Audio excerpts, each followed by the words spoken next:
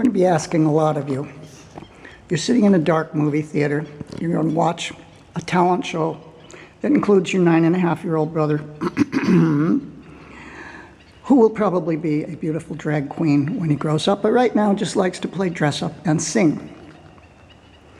The hero and his friend have been told they can go in the back and watch, whether they want to or not. Derek and I found seats in the back row, determined to neck, if that's the right word, to celebrate our newfound freedom. He told for us to enjoy ourselves, hadn't he? Well then. Just before the show started, though, a couple of older guys came in and sat down right next to us.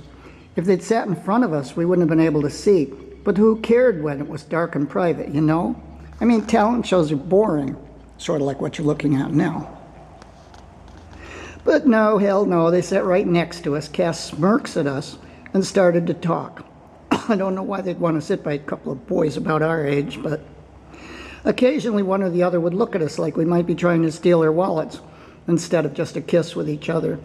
But maybe they knew and thought it was funny. Maybe they remembered.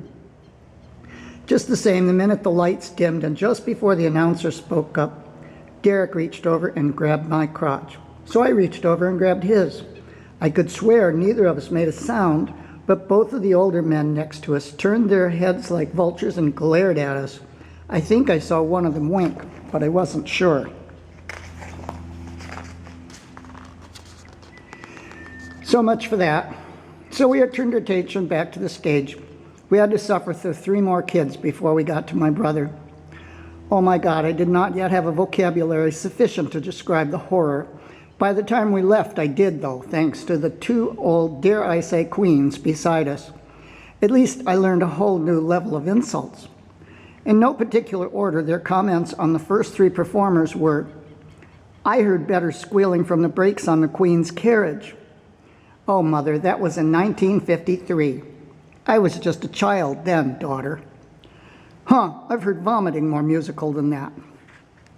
I've heard you fart more in tune than this one. I had a cat make that sound once, on his way off the 9th floor balcony, chasing a laser dot. Then they tittered. Oh my God, that kid is off his mark like a Jewish foreskin. Honey, that's terriblarious, tee-hee-hee. They did like my brother, I think, though. One of them said, "Dear God, you can't hit a note like that without using your whole throat."